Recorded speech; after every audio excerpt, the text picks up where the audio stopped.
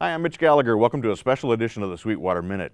Today we've got big news for you because Avid just announced Pro Tools 11 and Pro Tools 11 HD. Now this new version is loaded with new features, has tons of enhancements, lots of workflow improvements, a lot going on under the hood. There's a lot to talk about with Pro Tools 11. Let's take a quick tour. One of the biggest changes in Pro Tools 11 is that the software now features 64-bit architecture. Now this has major ramifications for how the software performs on your computer. It means you can access more RAM, you can more efficiently access the processors inside the computer, but it also changes dramatically how the software performs. Everything from metering, to how plugins work, to the size of the libraries that you can load into your virtual instruments, to the number of clips you can have loaded. Everything is greatly enhanced by that 64-bit architecture that now runs in Pro Tools 11.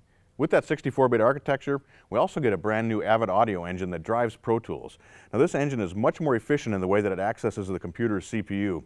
There's metering here that displays that, so you can really take a look at what's happening as far as efficiency goes and how the different cores and processors in the CPU are being utilized by the software. One of the really wonderful aspects of the Avid audio engine is the way that it intelligently manages buffers and latency. So it will automatically set things up with one buffer setting for tracks that are playing back and a lower buffer setting and lower latency for tracks that you're recording or for virtual instruments. The intelligence of the Avid audio engine extends even beyond that with dynamic plugin processing.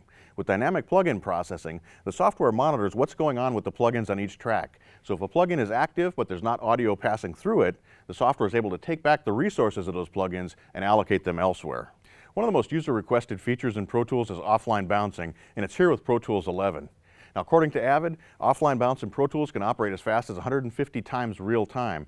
That means that if you're doing a 5-minute bounce, it'll only take 2 seconds. Now, of course, that depends on what's going on in the session, the number of plugins you have, the number of tracks, all those kind of things, but incredibly fast offline bouncing in Pro Tools 11.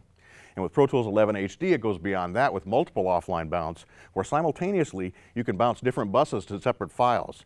So if you have virtual instruments, you have multiple virtual instruments, you want to freeze those to files and bring them back into Pro Tools, with multiple offline bouncing, you can do it now with Pro Tools 11. With Pro Tools 11, the metering has been dramatically improved.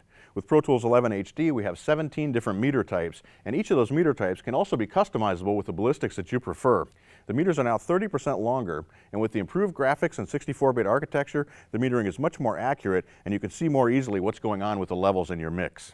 We now have the option to display gain reduction on each track, so if you have a dynamics processor inserted, you can see what's happening with gain reduction without having to open that plug-in up.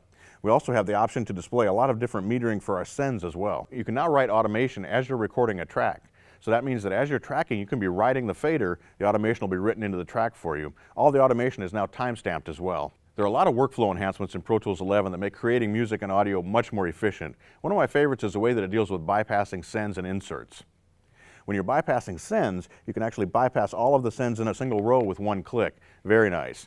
When you're working with plugins and inserts, you can bypass all the plugins globally with one click, which is really nice. You can also bypass by type, so you could bypass just the EQs on the entire session if you like.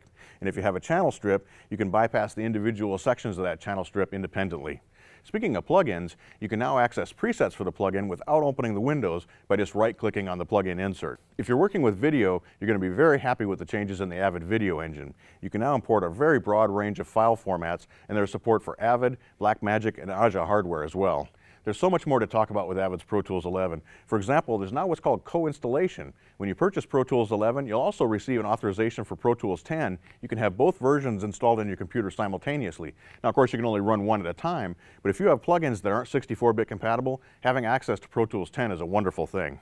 The workspace has been radically modernized and is much faster based on the 64-bit architecture. With the Retina display, the graphics are also dramatically improved.